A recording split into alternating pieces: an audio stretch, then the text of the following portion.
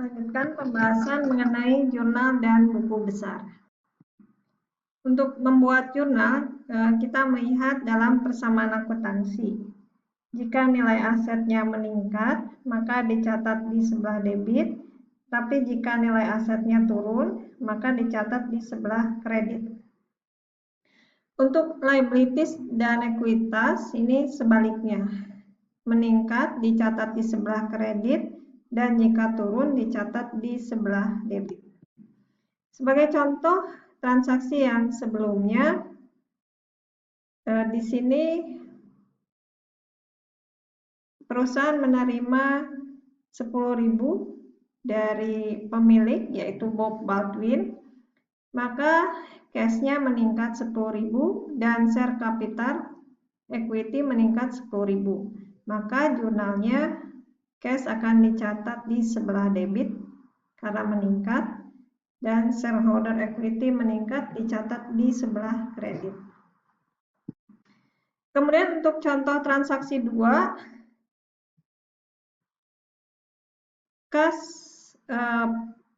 perusahaan meminjam uang dari bank, berarti kasnya meningkat, dicatat di sebelah debit.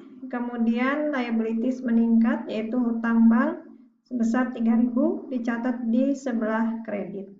Demikian juga untuk transaksi-transaksi berikutnya. Jadi kalau di sini kita lihat cashnya positif, berarti dicatat di sebelah debit untuk seluruh cash di sini. Demikian juga untuk seluruh aset. Jadi kalau nilainya positif seperti ini, account receivable 2.000 positif, nah itu akan dicatat di sebelah debit. Tapi kalau nilainya negatif seperti ini, transaksi ke-3, ke-4, ke-5, ke-6, nilainya negatif, itu akan dicatat di sebelah kredit. Kebalikannya kalau liabilities, kalau di sini nilainya positif, maka dicatat di sebelah kredit, tapi kalau nilainya negatif di sebelah debit.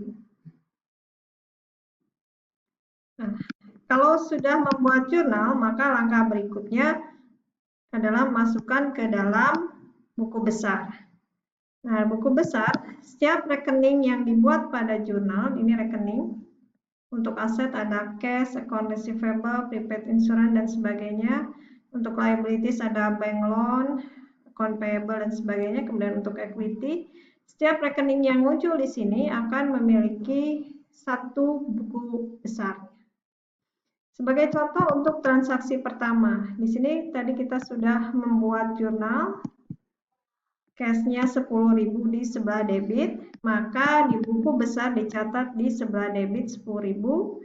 Kemudian kita lihat tadi account receivable-nya, shareholder equity di sebelah kredit, kita catat di sini di sebelah kredit.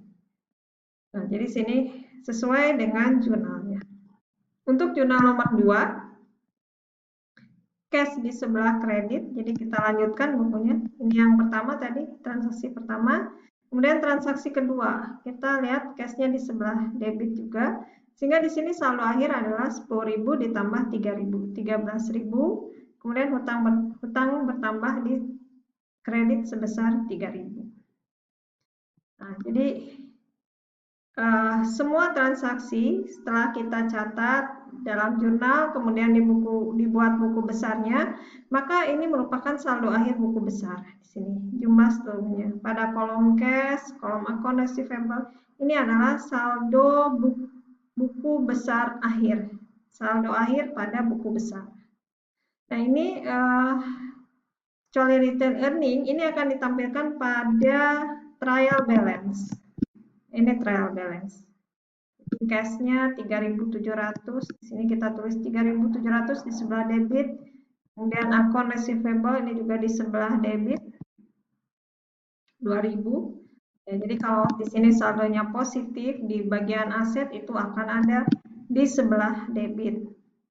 Tapi kalau liabilities dan equity, kita lihat saldonya positif, berarti ini akan ada di sebelah kredit.